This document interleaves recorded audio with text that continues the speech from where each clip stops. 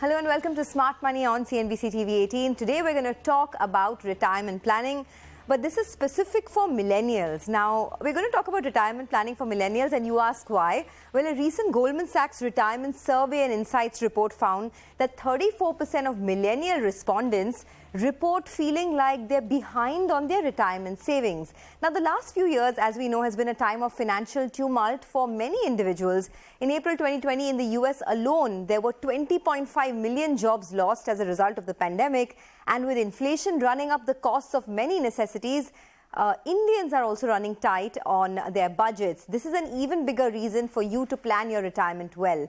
Our experts today are Mrin Agarwal, financial educator and director of Finsafe India. And we also have Atul, the founder and CEO of Scripbox, joining us on the show. Ladies and gentlemen, thank you so much for joining in. You know, Mrin, I want to start with you because we've got, after we sort of put out on social media that we're doing this episode, we got so many queries. So I want to first understand, for a millennial who is perhaps between the age of 27 and 42, what are the main factors needed to build the right kind of corpus?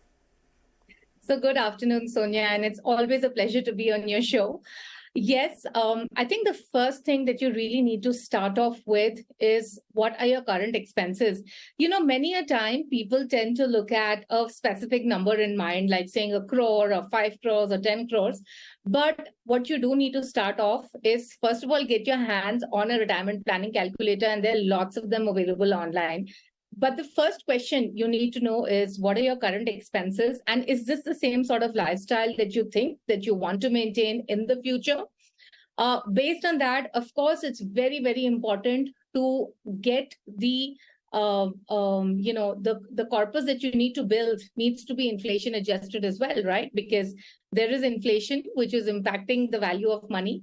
So, of course, the second question then is that what sort of inflation do you expect? If we look at the long-term average, typically as financial planners, we take about 6%. Of course, what age you want to retire is very important, because if you want to retire earlier, you need to look at saving more and building a larger corpus. And the return on investment, which is also proportionate to the sort of risk that you want to take with your investments, is also another factor that you will have to keep in mind. So when you actually work on this calculator, and the reason I always tell people to work on this calculator is because then you actually know, first of all, what is the goal, what is the exact target, and what you need to actually be saving every month to reach this particular target.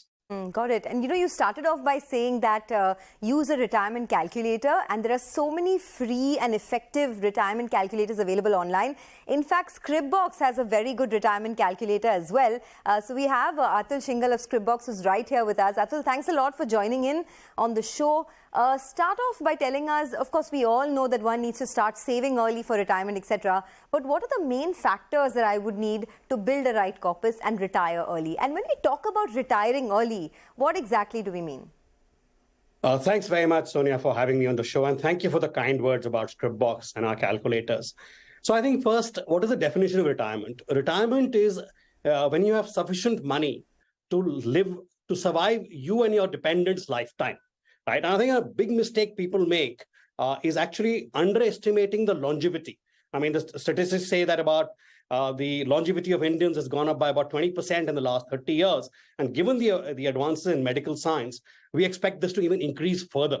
Right? So if you're planning to retire, you're 42 or you're 40 as a millennial, and you plan to retire at 50, remember you're going to live 40 years more.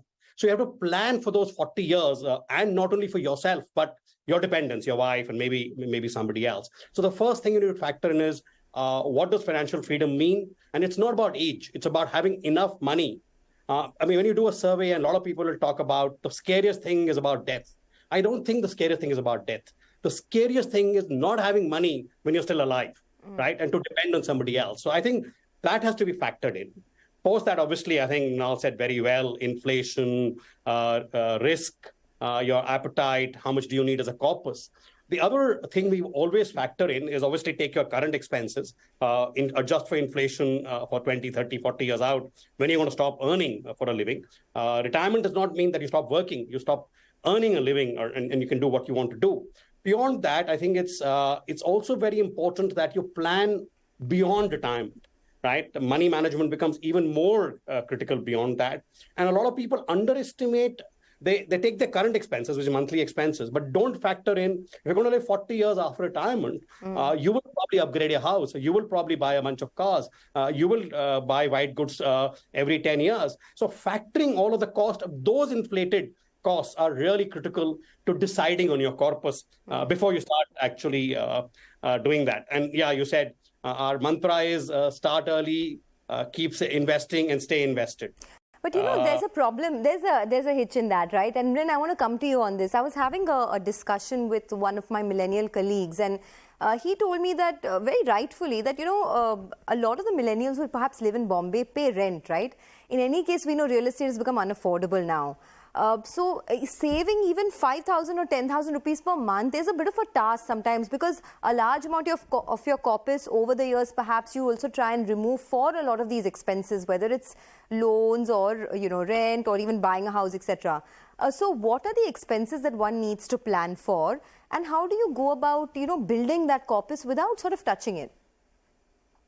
Well, I think, of course, the expenses that you need to plan for are, of course, the living expenses, the everyday expenses, of course, medical expenses and pursuits. And of course, what Atul also mentioned about the fact that you would be upgrading your lifestyle. Like if you look 10 years back to now, the difference in your lifestyle, you will see that in the next 10 years as well, right? So of course, you need to plan for that. But I would actually put a lot of emphasis on one particular expense, which is basically pursuits, because I think times have changed a lot. And whatever age people want to retire at, whether it's 40, 50 or 60, the point is that you do need to keep yourself mentally engaged. And to keep yourself mentally engaged, you will be the one who will have to spend the money. So, I think that's another big component that a lot of people kind of miss out, right? They look at rent, they look at groceries, but they miss out these important components. So I think that's important. Now, yes, it is a challenge to save given the rising cost of living in urban cities, especially. Yes, it is a challenge to save, but then what's life without challenges? Okay, so if one is starting late, Mrin, how does one catch up? Because the reason we're having this episode is a lot of the millennials have not even started investing, right? As we were just talking about that survey that Goldman Sachs put out, 35% of millennials feel that they're not prepared for retirement.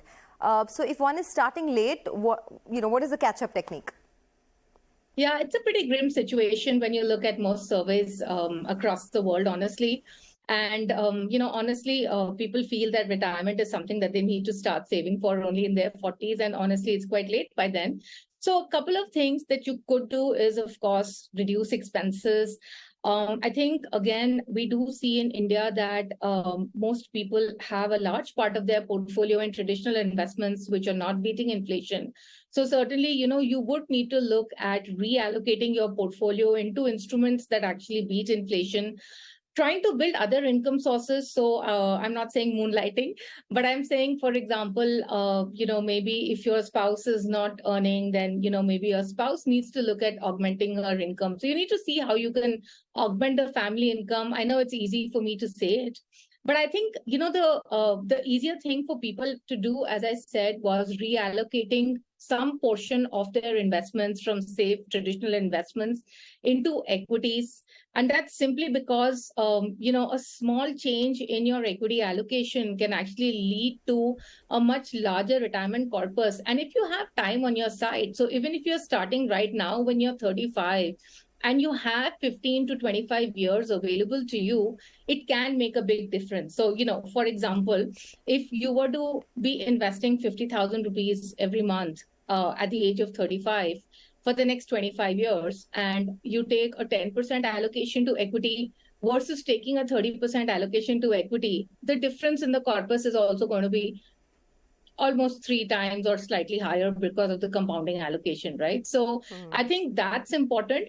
And within the equity space also, do not just be very careful about what you're choosing. Most of the shows that I do, people have like 10 funds in different thematic or sector funds. Just honestly, if you have time on your side, I think the mid and the small cap categories work really well. So an index fund with a mid cap and a small cap fund should actually just be enough to save for retirement. But I think, yes, 2 things. 1, reduce expenses. And second, increase your equity allocation. Okay, this is actually a very helpful table, and I just want to get it up on board here for our viewers in case you missed it as well. So for all you 35-year-olds or thereabout, right, if you invest 50,000 is a large amount, to be honest. So thereabouts, if you can do that, this is a ballpark calculation that Mrin has helped us with. If you have a 30% equity allocation, then the corpus that you can build at the age of 50 is about almost 3 crores. But as I was saying, 50,000 is a very large amount for you to sort of invest per month. I know a lot of people cannot do that, but this is just one helpful calculation. But I wanted your thoughts on this, Atul. If one wants to build a corpus like this, what are the tools that you need? Is it largely into large cap funds? What is the allocation towards mid and small cap? Because now we're seeing mid and small cap come back in a big way as well. So I'll avoid commenting on the categories or subcategories specifically. I think that depends on the risk appetite and the aptitude of the specific investor. Yes, equity, absolutely agreed, should be a larger part of your corpus. And why 30%, why not 70% is a separate discussion, especially if you're 35. I think the first thing, or the two things I would say apart from the investing strategy, is save more. Right? I think people underestimate this needs and wants, and I respect Mrinal's comment around pursuits. But I think pursuits can wait for a little bit till you invest enough for a happy retirement. The other is you have to accept the reality that early retirement is probably a myth if you've not started early. Right? If you've not started saving early, it's very likely that you will retire slightly later and you'll have to work longer and upskill yourself. So the answer is in 3 parts. Invest more in equity. If you've not started now, reduce your expenses, put more into investments. And I think at 30% investments savings rate is important, and increase the most important part which people miss out, which we insisted on Scripbox is sort of a 10 to 15% increase in your annual commitment. Your salary is going up. You are in your earning stage of your life. You are accumulating. And especially if you're about, say, 50 to 55, and this is about 10 years away or 15 years away for the millennials, when your children leave home, increase your commitment for the next 5 years. And I think that combination of reducing expenses, putting much more into equity, I'll leave the choice of mid-cap, small cap to bigger experts than myself. But I believe that depends on the customer's choice. That's how I would think about just longer period of investing, larger amount to be invested, and larger amount into equity. Okay, there is a very helpful table that you have given us as well. So I just want to get that up on the screen if we can. If a 35-year-old wants to retire at 60 and your expenses per month are 50,000, your net income is 65,000. Now, this is very confusing for me. So, Atul, if you'd want to explain this, you're saying that a required corpus for someone who's 35 will be 7.7 crores. I mean, that seems alarming, right? if someone's 35 and hasn't started investing and their net income is just 65,000 rupees. Just explain this to us. If I have a net income of around 50 to 65,000 rupees, how much should I put in terms of SIP? And by the time I'm 60, what would my corpus be?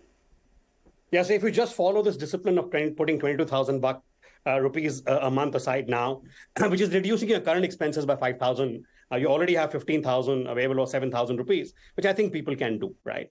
But the reality is that while there is inflation, which takes the required amount to 7.7 crores, which assumes you're going to live to 30 years more, right? Because that is what you'll eat into.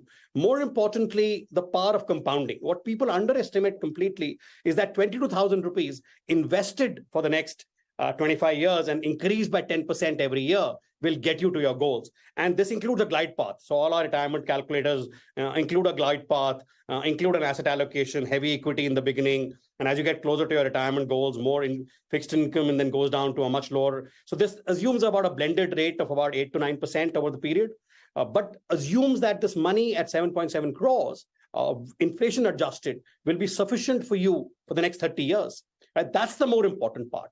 And the really important part for our millennials is that the 7.7 crores is a large amount. It scares you. It's like that shock and awe, but it's very achievable. If you just get disciplined now, start now, it's very achievable. Okay, well, that encouragement is important, right? Because these levels, these amounts do sound very alarming, especially for someone who perhaps is starting late. Got that? Well, let's do one thing. Let us slip into a short commercial break. Don't go anywhere. We'll come back in just a bit to talk to you about your retirement planning.